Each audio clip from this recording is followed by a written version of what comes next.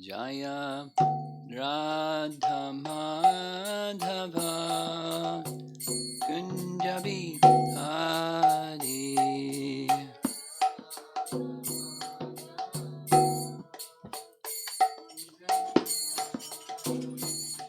Jaya Radha Madhava Kunjabi Hari.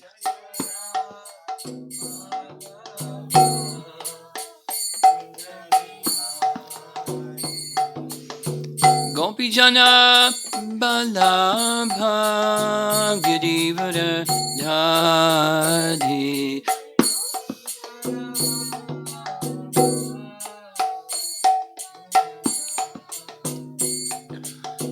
Gopi Jana Balabha Girivara Dhari.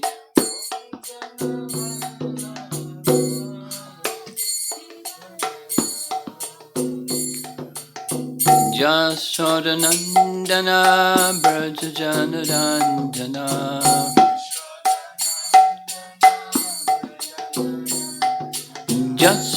Jasodanandana Brajajanarandana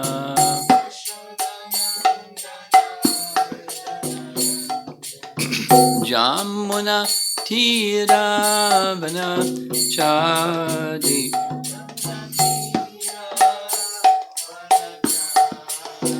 Jamuna Tiravana Chadi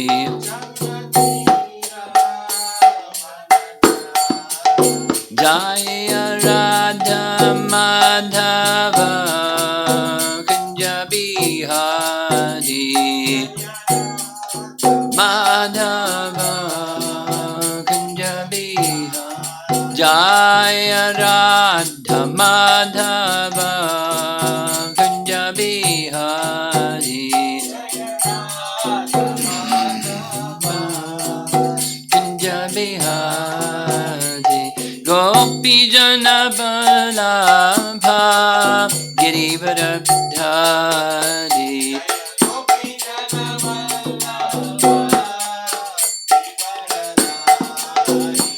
Gopi Jana Balabha Girivara Dhari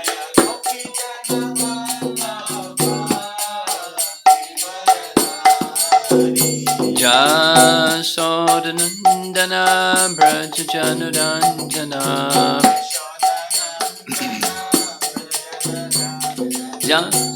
Jasodanandana Brajajanarandana Jamuna Tiravana Chadi Jamuna Tiravana Chadi Jaya Radha Madhava Kunjabi Hari Kunjabi Jaya Radha Madhava Kunjabi Hari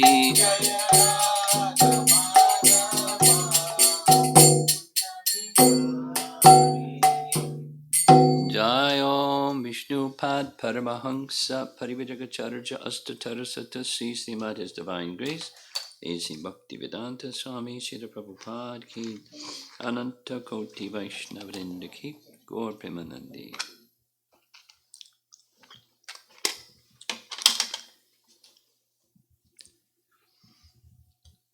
Om Namo Bhagavate Vasudevaya Om Namo Bhagavate Vasudevaya Om Namo Bhagavate Vasudevaya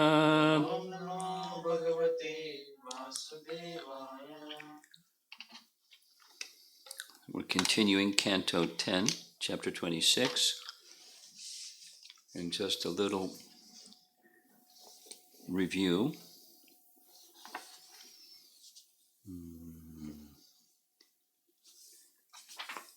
Yesterday we discussed text 18, which says, "For this son of yours there are many forms and names, according to his transcendental qualities and activities. These are known by me, but people in general do not understand them." So we were reading from, there's no commentary here in the Canto 10, Chapter 26, but this verse, along with the rest of the verses that were spoken in Chapter 8 of Canto 10, they're being referred to again. Just the context is, Chapter 8 is the name-giving ceremony of Krishna and Balaram by Gargamuni. So in that name-giving ceremony, he spoke a number of verses. Chapter 8 are spoken. And they're revealing truths about Krishna in a hidden way. It's direct, but it's a little hidden. It's hidden purposefully. Gargamuni did not want to disturb the particular feelings of Braja Prema that he felt towards Krishna. So he spoke the truth, but he spoke in something of an indirect way, rather than revealing what we're hearing from our Acharya's commentaries. And we mentioned, so it's a little review also, this section is spoken twice, Chapter 8, Chapter 26, because it's spoken twice, because it's important. And there's a storyline that goes with it. The storyline is the elders of Braja were, after the Govardhan Leela, were wondering, whoa, who is this? They were in this astonishment mode. And Nanda is going to pacify them by repeating verbatim, verse, word by word, verse by verse, the words told to him by Gargamuni. And Nanda's impression, not what Nanda has understood from what Gargamuni said, is very simple. He's a jiva who has powers from Narayana to protect the residents of Braja. So no worries, everybody. He's one of us. He's just, especially powerful. And mentioned in the earlier parts of this chapter, 26, is after summarizing the pastimes in just one verse, the earlier childhood pastimes of Krishna, killing demons, they express this additional astonishment, not like, wow, who is he? He just did this and this and this and this. But they also express a concluding remark that we're also astonished to see the degree of attachment and affection that we have for Krishna and the degree of attachment and affection that Krishna has for us. And the commentary explains it's natural, it's Braja Prem, and they, in Braja Prem, the residents of Braja, not just the elders, everyone, has a natural, spontaneous affection for Krishna, each according to their rasa, but the word is used again and again, it's natural. It could mean different things. They don't have to practice it, it's already there. And it's a qualification of Braja Prem, that there's a natural attraction. The same idea, just different text, but the same idea is part of a discussion in Brihat Bhagavatamrita. In Dwarka, Gopakumar reaches Dwarka, and he has this discussion with Uddhava and Narada, and Narada is encouraging Uddhava to speak, explain things that this young boy needs to hear before he enters Braja. And Uddhava says he is worshipable by both you and me, because he's eligible for entering and residing in Braja, and which we're not eligible for, because he has this natural affinity for Madan Gopal.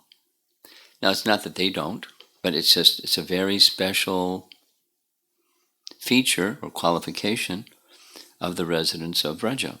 That's something that's very unique amongst all those who are perfected beings.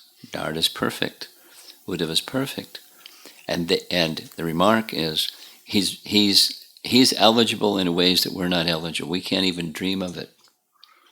Many, many, many lifetimes. It's not by austerities. It's just for him it's very natural.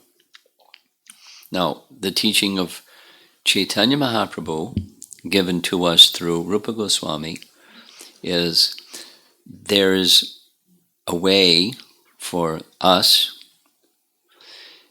sadhakas, or those who have turned our back on Krishna and we came to the material world and we're hanging out trying to find happiness, we can awaken that by a method. The Rupa Goswami lays it out. It's a nectar devotion. And those of you that take Bhakti Shastri, you know what you if you haven't studied it, you will find it's in the earlier chapters, within the first 19 chapters of Nectar Devotion. So, while it's natural, there's a way where we can also acquire or awaken that natural affinity that makes us eligible for entering into Vrindavan. So now here's back to Nanda. He has that natural affection. The other residents of Vrindavan have that natural affection. So that besides that natural affection, which is to them quite amazing how they have even more than their own children, they have affection for Krishna, an attachment for him.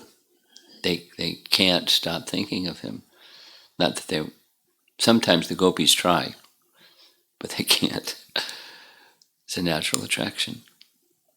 It just keeps going to Krishna and going to Krishna and going to Krishna and going to Krishna in their loving mood. So all the residents of Vrindavan like that, that's Vrindavan. It's a natural. And then there's this additional factor, which is dharmic, and how the young girls behave and how the elders behave and how the cowherd boys behave. There's dharmic boundaries or parameters or guidelines that they normally follow, although they're not obliged to. It's part of how they live their lives. And there are some occasions when it just supersedes. Their spontaneous attraction supersedes the boundaries. We discussed one of them, the young girls, when they're way back after the Govardhan Lila, without reserve, they were singing the glories of Krishna. You know, how charming is Krishna. So young girls that are from a village, they know what proper conduct is, and at least during Kali Yuga is a different story, but during this period of time, they would carry themselves accordingly. So simultaneously, this natural attraction, according to rasa, and within the boundaries of dharma, of what's appropriate given their situation.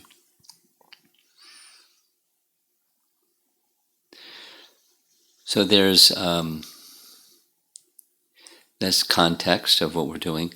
I didn't complete. I want to read more from the commentaries on this text 18 of chapter 26, which is, I'll read it again.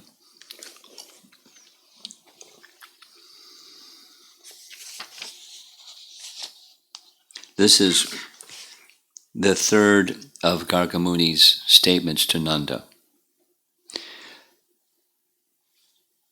For this son of yours there are many forms and names according to his transcendental qualities and activities.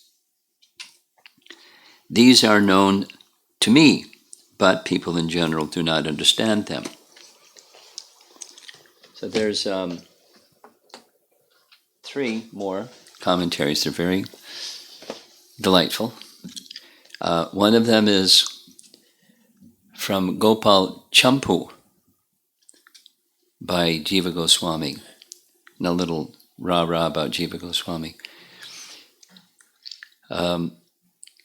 He not only wrote Gopal Champu, but he wrote a book explaining how to write a champu, because it's a particular literary form and it has boundaries. And so he was a pioneer. It was like, it's a classic, but it had been forgotten, and so he's like using it because that's how he was. He would use that which is already given and then fill it up with Krishna. Like Sanskrit grammar. So he wrote another book about Sanskrit grammar with names of Krishna for each of the recitation messages the children learn when they learn Sanskrit grammar.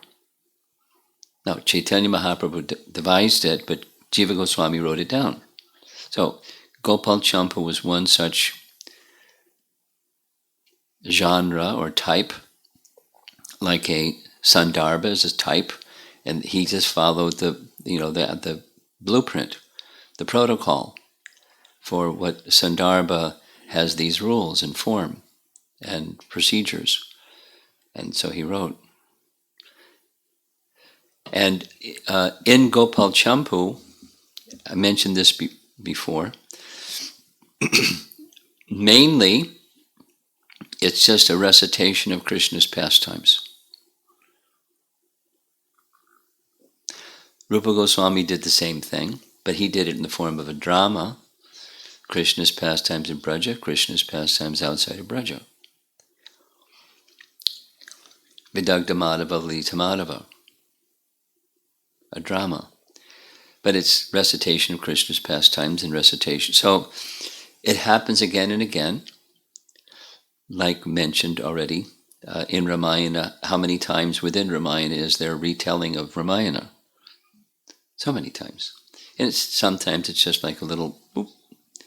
So that happened in this chapter already, chapter 26.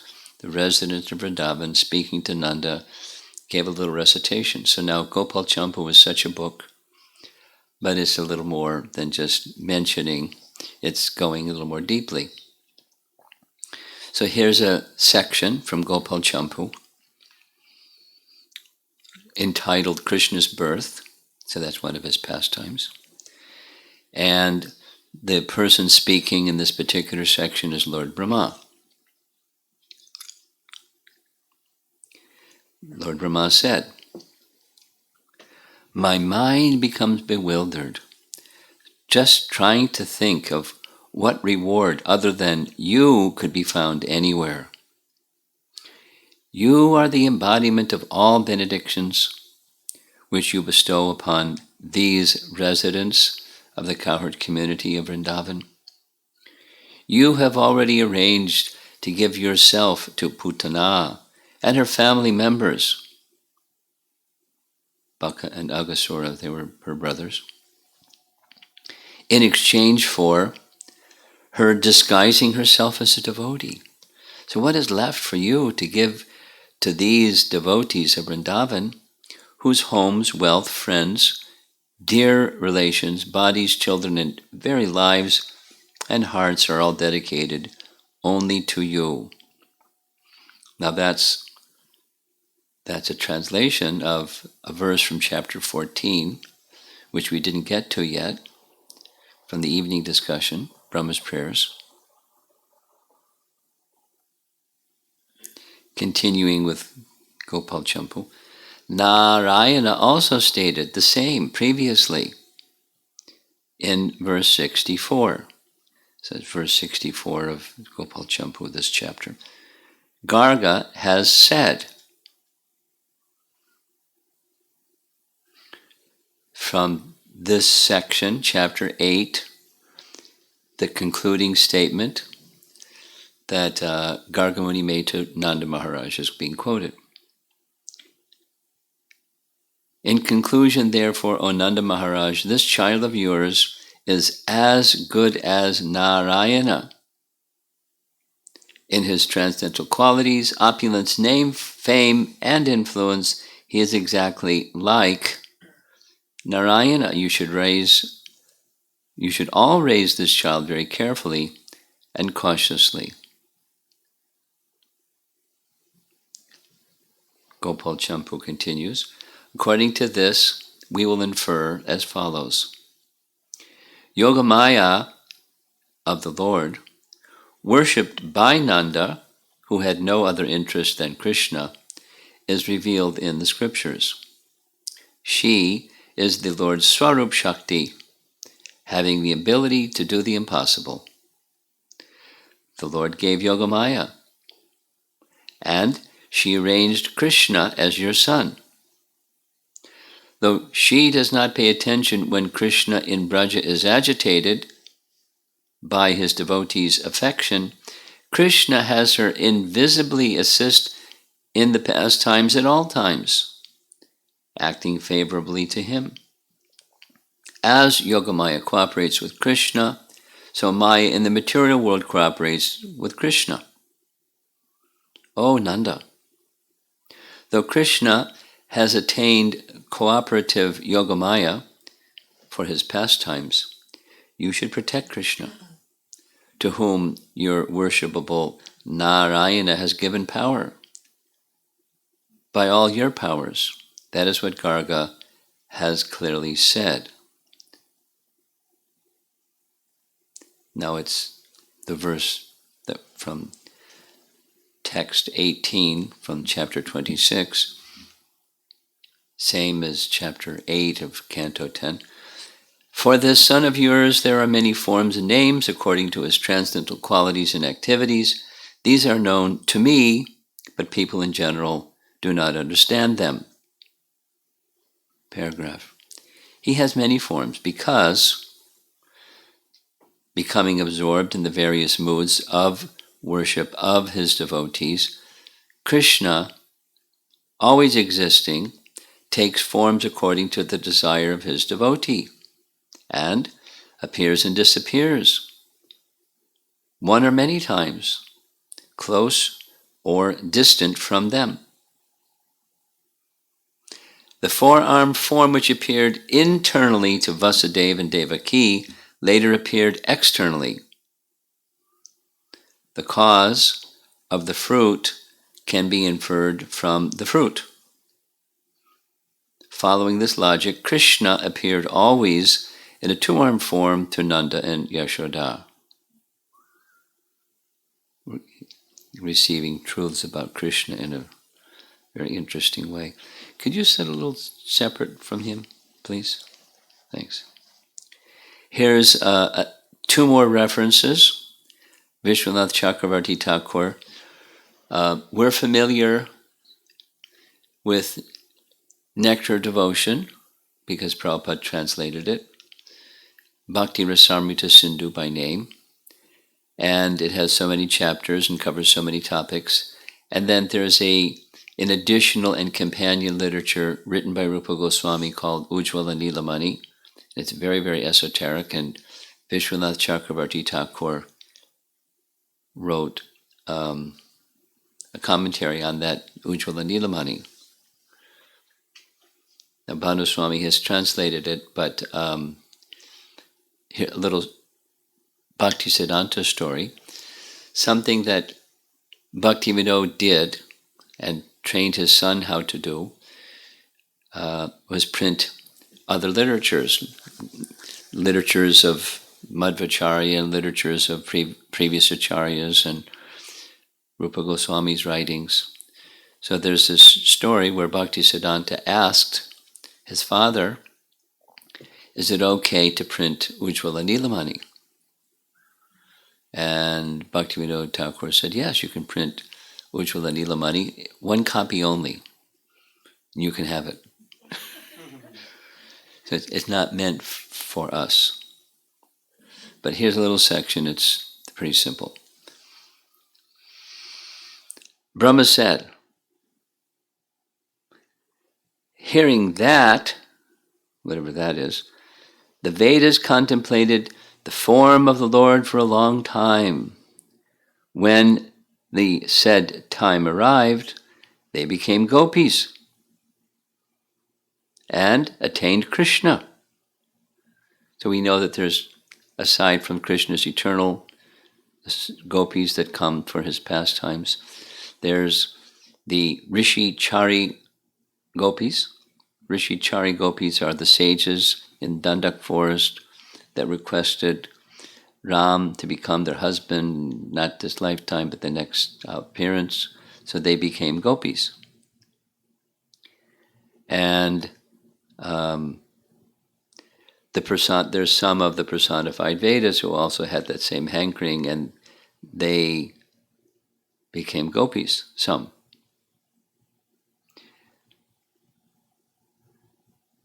So commentary continues. Vittalanath explains the verses as follows. The Vedas requested, quote, show us your form beyond words and mind, beyond the gunas ascertained in the Vedanta. The Lord then showed Gokula and his form situated there as he performed pastimes. If it is approved by the Vedas, it is actually happening. If this is so, the eternal nature of the pastimes is proven. This is also defined by omniscient Gargacharya at the name-giving ceremony described in Canto 10, and refers to this verse. For this son of yours, there are many forms and names according to his transcendental qualities and activities. These are known to me, but people in general do not understand them. The statement is, your son has many names and forms. The present tense is used. That means they continue to exist. Similarly, his qualities like generosity and activities like subduing Kaliya and suitable forms exist eternally. Anurupa refers to a form suitable for a particular pastime. For instance, in lifting Govardhan, he has a standing form with raised arm while saving the inhabitants and pleasing them. If the actions and forms which produce the actions are continually present, then the names of Krishna suitable for the particular pastimes are also continually present.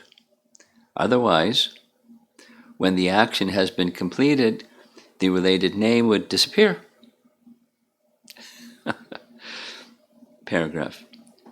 Lord Vittalanath explains as follows. The names of the Lord are eternal sound forms of Brahman. Just as one may perceive the Lord's body to be material because of faulty perception, so one may perceive his names to be material, sound, because of faulty perception. Thus all the names attached to the Lord's form should be considered eternal. Paragraph. Question. How can names which appear only after manifestation of qualities and actions be Brahman, since those names become bound by material time? Unquote. The corresponding names just manifest along with the manifestation of the actions of the Lord's Swarup, since they are eternal. The names are not created after an activity.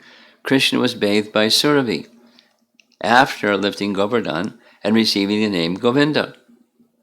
But long before this, if the names are not eternal, how could the women of Vraja, placing syllables on Krishna's body after he drank the milk of Putana, say, Kridantam Patu Govindaha?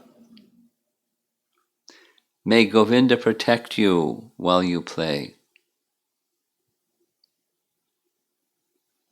They also later said, Govindam Venum Anumata Mayura Nrityam, means the peacocks dance madly after hearing Govinda's flute. Thus the name, corresponding to the form, doing the activity, has an eternal nature, describing the activity. These will gradually manifest in the world in order that the devotees experience rasa from them. Some portions, however, may sometimes remain covered. Paragraph. Thus the Lord eternally lifts Govardhan. The form of Krishna lifting Govardhan always exists, along with the name Govardhan Dhara, and the action of lifting Govardhan. Even today, the devotees can realize this. There is also worship and meditation on deity forms. One commits offense by thinking of the names, forms, and activities to be non-eternal. And such offensive worship will not cause joy, for it is said, Yo nyata satam armanam. He who thinks body is the self, or the Lord is material, is the worst sinner. Mahabharata. By being without offense, the worship will be pure. Thus, the names corresponding to the activity are eternal because the name and form are both necessary constituents of the Lord. One should not doubt that this statement is in any way merely figurative. So his commentary is continuing. In Bhagavatam, Jiva Goswami has explained the following verse. That's Canto 8, Chapter 3. He has no birth or activities, no name or form, no qualities or faults, except birth and activities, as Brahma and Shiva at the time of creation and destruction, by his energies of Rajas and Tamas for creating and destroying the universe. Vithalanath explains as follows. The Lord has no birth or activities, but by his Swarup Shakti, Swamayaya, he accepts birth and activities. Then one may say, since he attains birth and activities, those are temporary events. In answer to this, the verse says the Lord continually, anukalam, attains them. This means he never gives up birth and activities, being manifested through the Swarup Shakti and being eternal are supportive of each other. Question. How can birth and pastimes be eternal? They are both actions. An action and each of its parts are defined in terms of beginning and end. Without that, the action's very form would disappear. Answer: there is no fault for the following reasons.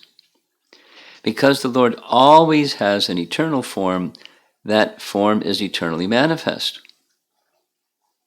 Because of this, the Lord's pastimes with birth and activities are also eternal. Thus, the individuality and manifestation of associates in the pastimes and the places in unlimited Vaikunthas and unlimited universes are also equal. The beginning and completion of actions revealed by the Lord's form are located in one place. But when a portion of the birth and activities are complete in that place, that portion begins in another universe. Since the Lord is eternal, because of having no destruction, the birth and activities exist elsewhere after being completed in one place. The birth and activities begin somewhere else, sometimes a little different because of differences in details, and sometimes exactly the same because of sameness of the details. One form becomes a different seat of action by manifesting separately. This is illustrated when Krishna expands into many forms in Dwarka, referring to chapter 69. Narada says it's quite amazing that in a single body, Lord Krishna simultaneously married 16,000 women, each in a separate palace. And final paragraph. Because of doing different actions in each form, the Lord identifies himself differently in the many expanded forms in which he performs those actions. Because of this, awareness of rasa arising from the sequence of pastimes manifests in each palace in Dwarka. Pretty elevated, huh? One more. Again, Vishwanath Chakravarti Thakur. And then we're ready for the text 19. Sri Radha speaks to Lalita. Commentary. One should not worry that this pastime must have taken place later, after the killing of Keshi, or that it is not an earlier pastime. Garga said, at the time of giving Krishna his name, that he has many names. Bahuni Santi Namani. Those names are used to indicate Krishna in Braja. Thus the people of Braja use names like killer of Keshi, killer of Mura, killer of Kamsa, even before those events occurred.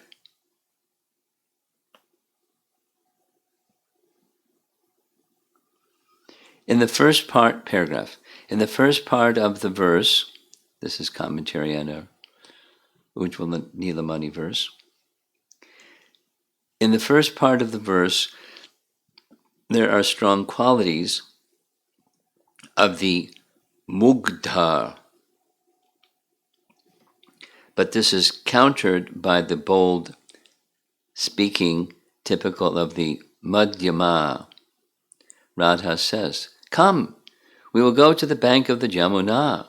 Though other gopis teach me to be angry, you alone are my life. You have been unjustly deceived by some Shakti or Saki. I will now go to meet Krishna there." Are you going to him to beg for amorous pleasure? Radha speaks angrily. No, we will go there on the pretext of picking flowers.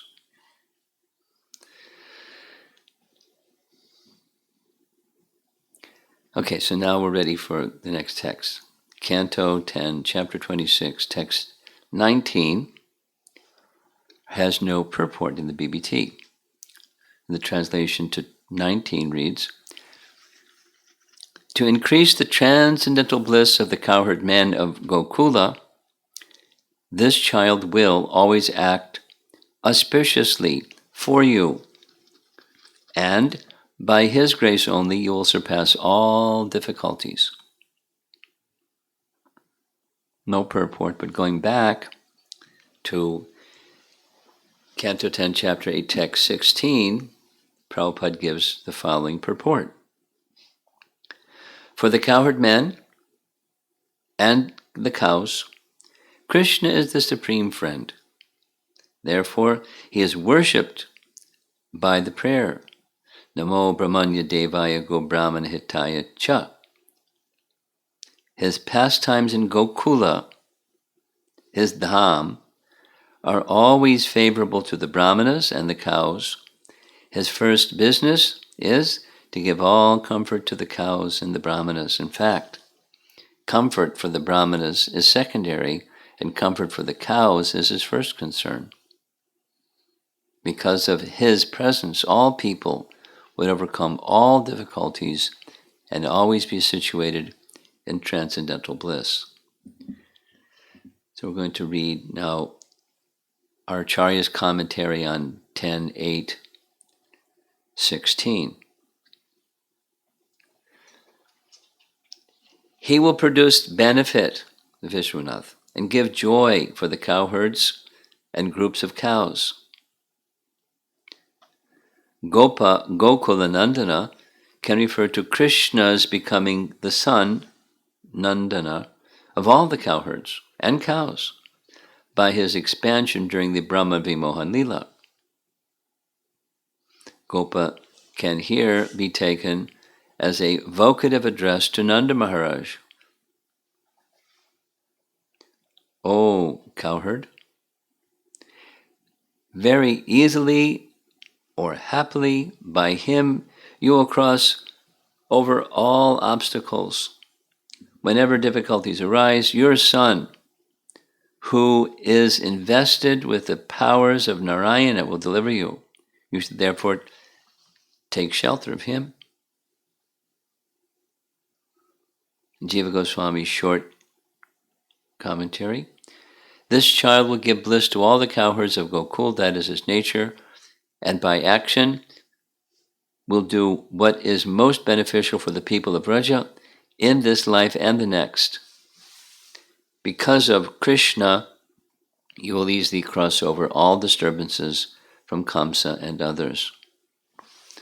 And finally, here's reference from Sanatana Goswami. This child will give bliss to all the cowherds, meaning the men, of Gokula. This is the nature of this avatar. O king, Garga speaks with all respect to Nanda, O protector of the earth is protected by you, and by action this child will do what is most beneficial for all the people of Vraja in this life and the next. For all devotees in general, he will act beneficially for all your people. He will give joy to all of Gokula, and by action he will do what is most beneficial for the people of Vraja in this life and the next.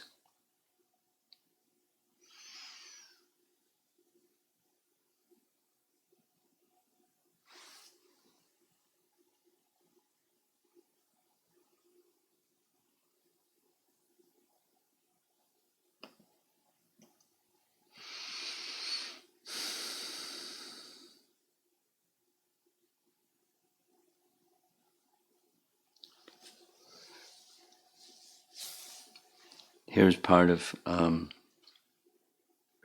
Jiva Goswami's commentary, or writings rather, in Krishna Sandarbha.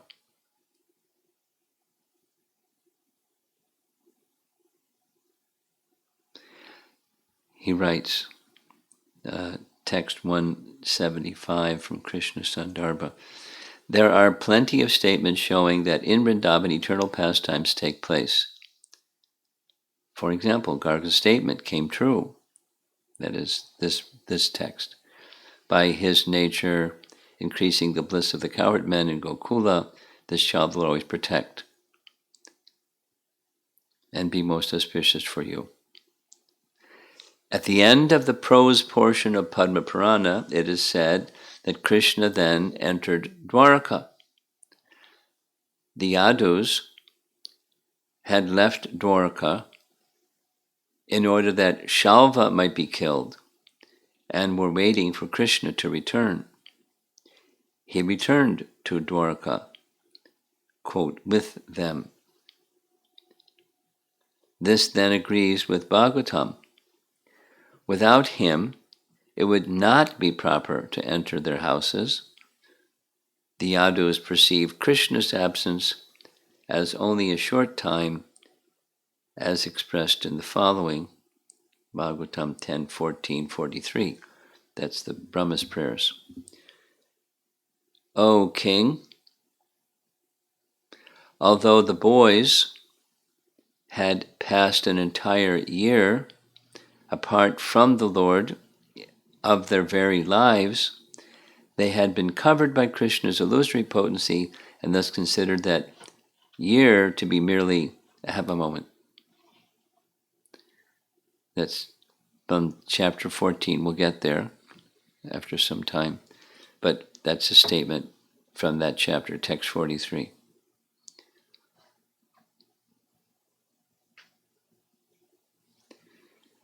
Now, I haven't read ahead because there's a lot. I'll read. Krishnadas Kaviraj has written in his Krishna Karnamrita, celebrated book, Krishna Karnamrita. We see on the path the youthful form of Murari, succulent with shining, extremely dark cheeks, with newer and newer beauty, who has firmly vowed to relieve all distress of those whose hearts have blossomed with faith. 5 verses now describe Radha's illusion of seeing the Lord suddenly, Spurati, and directly, Sakshat. Out of despondency she faints. The Sakis say, "Oh, friend, that compassionate fellow has not at all protected us from a host of misfortunes. Now he will come suddenly on some path and make us happy." Radha then looks everywhere on the path while glorifying him, as in the following Bhagavatam verse. This is now Gopi Gita section.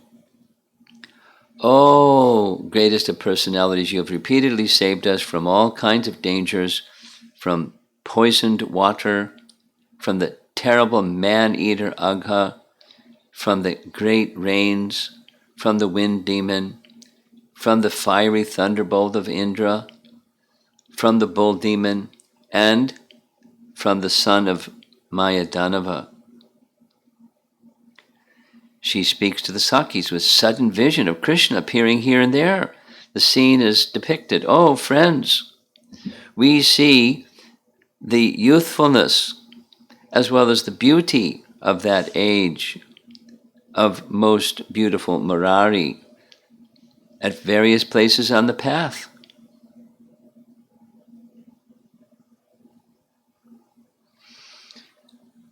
How is this described? He is so succulent, with very black cheeks, becoming more beautiful at every moment. He is devoted solely to relieving the sufferings of all people, the inhabitants of Braja, including us. What types of people are these? Their hearts have fully blossomed with faith, Garga said, our verse. To increase the transcendental bliss of the cowherd men of Gokula, this child will always act auspiciously for you.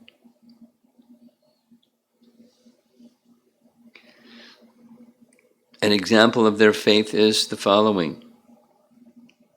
Chapter 17 of Canto 10. O Lord, we are your true friends. Please protect us from this insurmountable fire of death. We can never give up your lotus feet, which drive away all fear. The internal meaning of Bilvamangala expresses an appearance of Krishna in Radha's association. The external meaning is a statement of Bilvamangala as he approaches Mathura and sees Krishna all around in a vision. The Lord relieves the suffering of persons endowed with faith, as described in the following verse. O Govinda, remembering again and again your promise that your devotees will never perish, I maintain my life. Mahabharata. Or from Ramayana, I have made the vow that I will always give fearlessness to the person who surrenders once to me and says, I am yours. Famous text from Ramayana.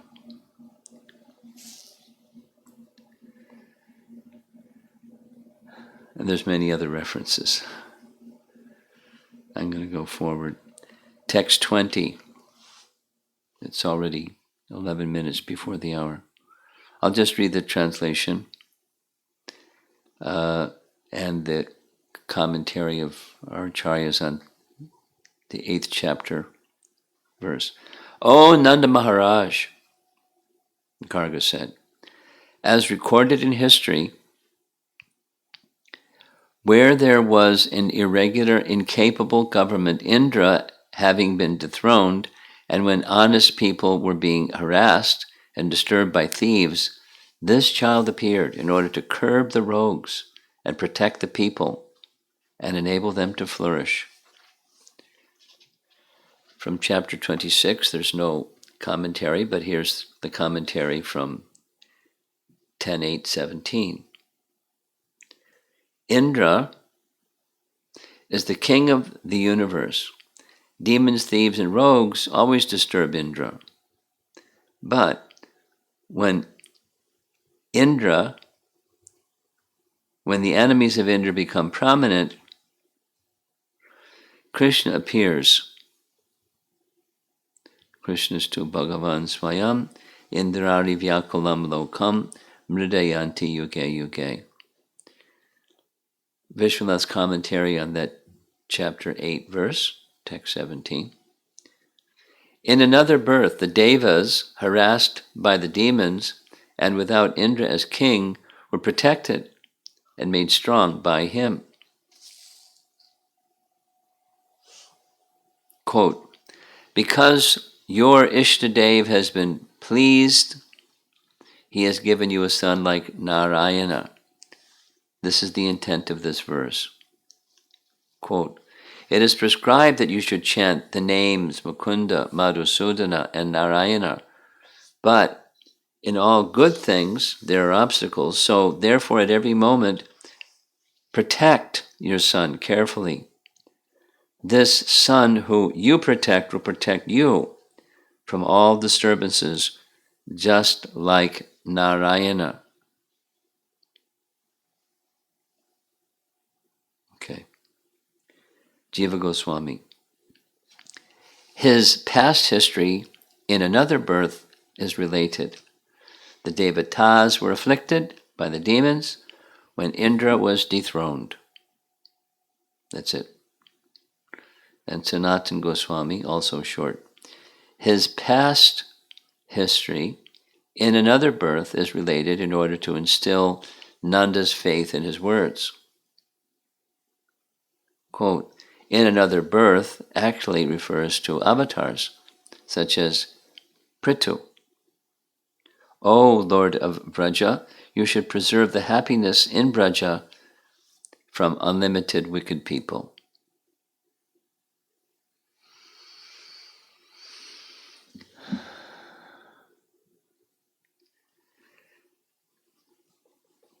what to say. The principle, this, in reading much of this before the class, I was just thinking, mentioned before, what do we understand about all of this? But we know it's repeated in Scripture again and again and again, that hearing and chanting the name form qualities and pastimes of the Lord. This Bhagavad Dharma process cleanses and awakens our original Krishna consciousness. Now it's not what we're used to. We're used to things that match our senses and the mind. And this doesn't do that. It's beyond our senses, and it's beyond the mind, and we're sitting listening. So the function of the senses is it reaches out, the senses reach out, they reach out, and contact sense objects, commonly looking for a sensory experience that we call happiness. And that's what the normal function of the senses, and then sends that information to the mind. And the mind processes it and tries to make sense of it, and it's the place where we feel some happiness or distress within the mind. Not specifically the senses, it's within the mind. And that's conditioned life. And how to go beyond conditioned life?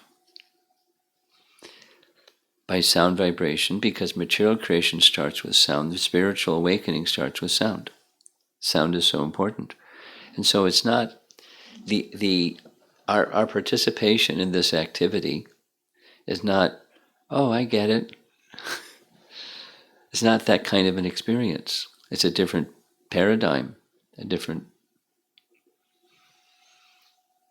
model of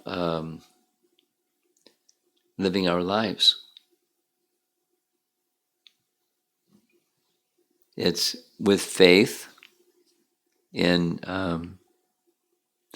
sound vibration that's coming from transcendence into our covered existence, and cleansing and awakening, those two things. And natural attraction that's already there becomes awakened but covered, it becomes awakened.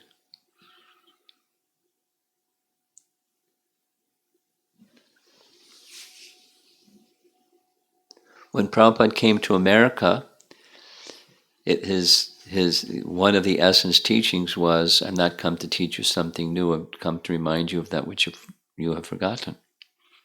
And when he went back to India, it's the real treasure of India is its spiritual culture, but you have forgotten. This Mahamantra and the Bhagavad Dharma process is to remind you of what you have forgotten. So that remembering or the reawakening can take a long time. The alarm is ringing and we don't even hear the alarm. We keep hitting the snooze button. So it's a gradual process, but we're continuing with it because we have faith, and it has an effect. And even with the effect, there's the unsteady, the rise and the fall of consciousness, the highs and the lows, or the hills and the valleys, like, life. But gradually the cleansing and the attraction grows. And then the inspiration to apply ourselves better with more absorption in the hearing process, the cleansing and the awakening of attraction process. And gradually. It's gradual because we're very covered. We're very attached to, we're not attached to suffering, but we're attached to trying to find enjoyment through the senses, contacting sense objects. It's, in simple language, it's called fruit of activity, because that's the activity that gets the fruits that we can try to become the enjoyer of.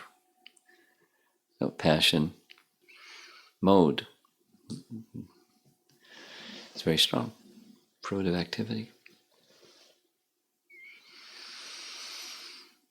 And this is a different paradigm. That what's fruitive about what we're doing. We're investing time nonetheless. And it's quite charming, very attractive, the message. Certainly, quite inconceivable. But that's okay. The bhakti process permits that which is inconceivable to be understood because of Krishna's kindness in disclosing it. That's what we're doing. I mean, well, we just stay the course. We continue. Shravanam Kirtanam Vishnu Smaranam. That remembrance of Krishna awakens by that hearing and chanting process. So let's see if there's some discussion.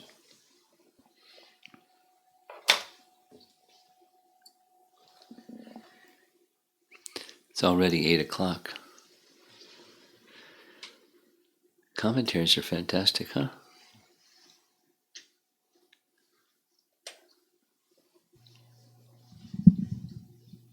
Hare Krishna Guru Maharaj. Just this thought came to me while you were reading this text 19 of 26, where Gargamuni is saying, because of as Krishna is with you, you can cross over all difficulties. He's going to protect you. It may not be very devotional thought, Guru Maharaj, kindly forgive me. I was feeling they didn't have all these difficulties before Krishna came to Gokul. All these demons and all these difficulties came after Krishna came into their life. How to understand? I have this thought because I have heard if we chant and do services attentively, we'll get more purification. So I'm like trying to connect and understand. Well,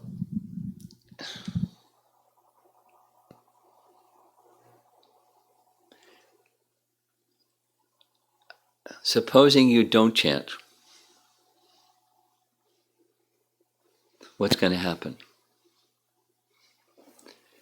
The past involvement with material nature, guna and karma, will happen.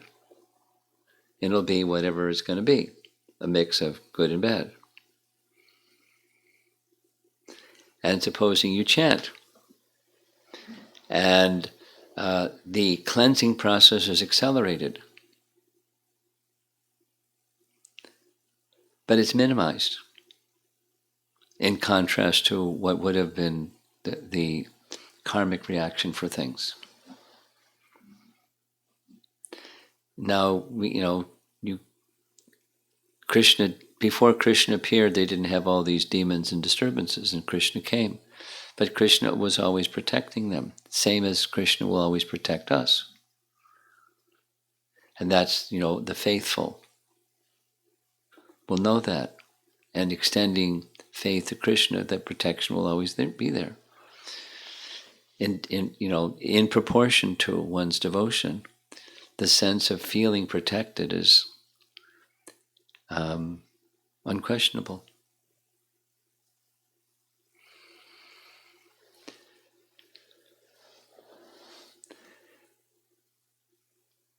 Supposing somebody got the bright idea, let me see what life is like without chanting and see how happy I am.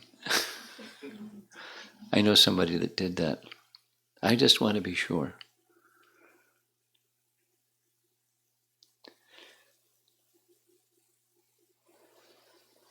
And purification may have some bumps, but life without purification is another experience of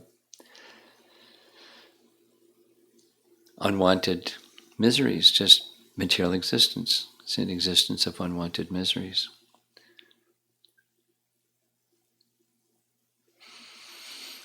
Okay.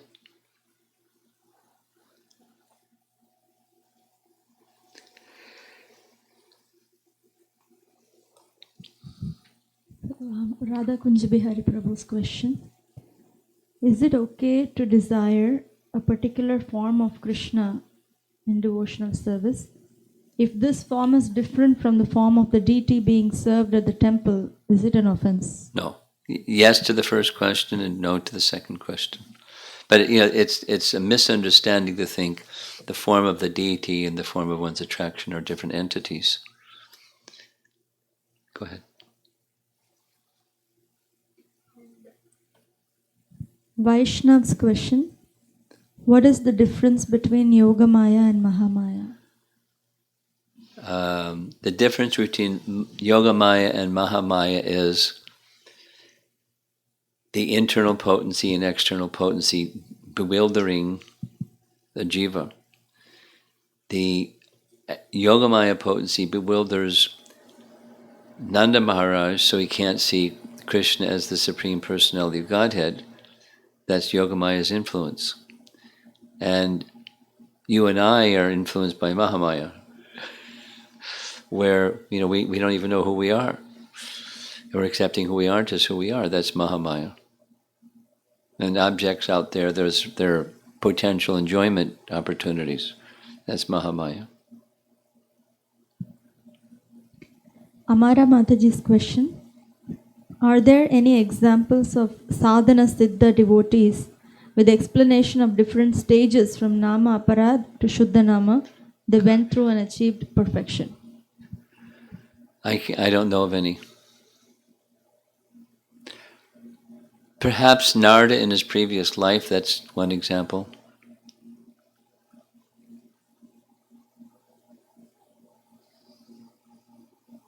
I guess we could say Dhruva is another example.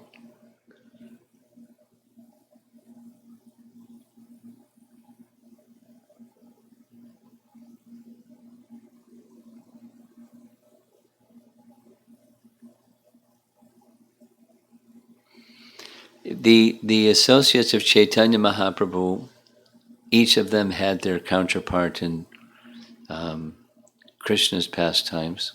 But what comes to mind, for example, is Sarvabhauma Bhattacharya.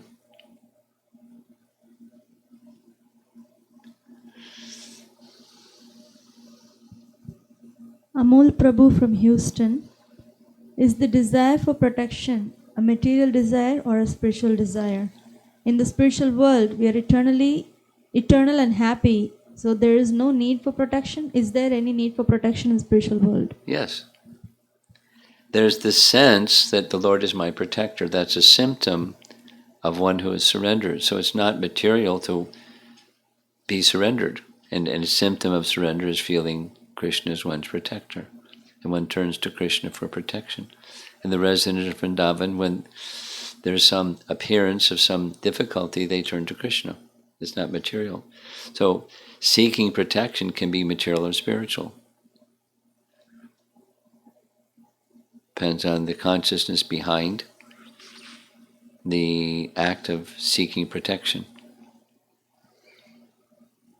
Stira Mataji, what is the difference between misconception and offense? Does the former lead to the latter? The difference between misconception and offense, does the former lead to the latter?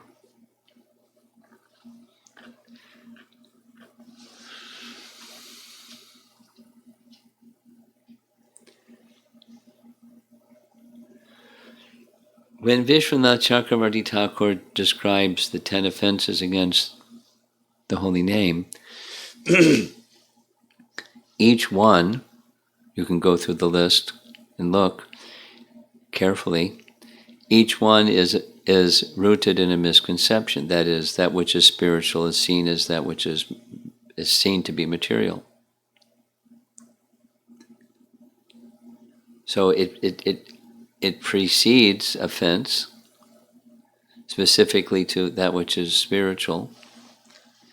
Like, let's just say other living entities, their real identity is their spiritual entities, their spirit, soul, not the body, and etc.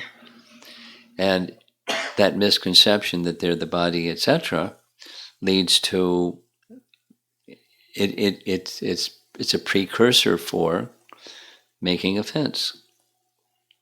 Because if not, so it's there's one explanation. There's probably other explanations. in response to her question. This is Visalaksha Prabhu. Can you kindly elaborate and explain the natural attachment or affection of the jivas on Lord Krishna? What is the best and effective way to awaken naturally in this life itself?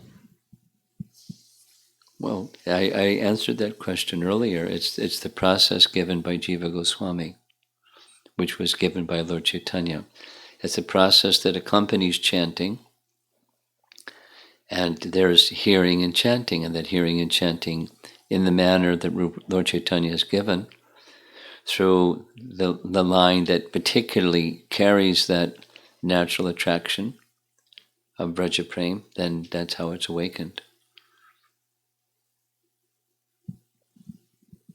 This is from Gopinath. Before Keshi and Bhakasura were killed, even before Keshi and Bhakasura were killed, the Vrajavasis referred to Krishna as a killer of these demons. How?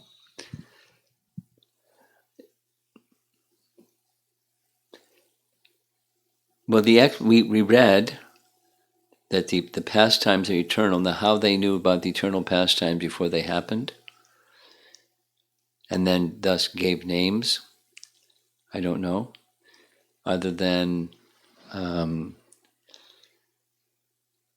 it's not that they're omniscient or they're super soul connected or something. They're just names by which they understood Krishna, but how did they have that understanding that Krishna would perform the pastime? I don't know. Just their names of Krishna. And they called him by those names. That's it. Okay. Thank you very much. Prabhupada ki jai.